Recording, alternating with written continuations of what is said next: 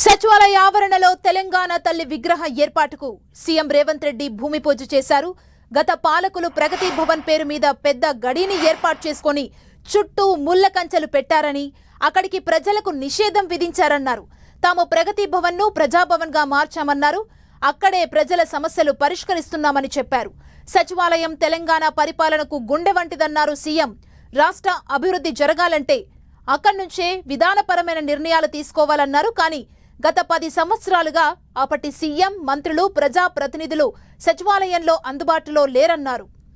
సంకల్పం, పట్టుదల ఉంటే ఏదైనా సాధ్యమవుతుందని తెలంగాణ ఉద్యమకారులు నిరూపించారన్నారు సీఎం.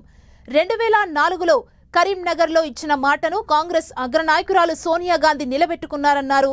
ఆమె వల్లే 2014లో తెలంగాణ రాష్ట్ర ఏర్పాటు కల సాకారమైందన్నారు సీఎం రేవంత్ రెడ్డి.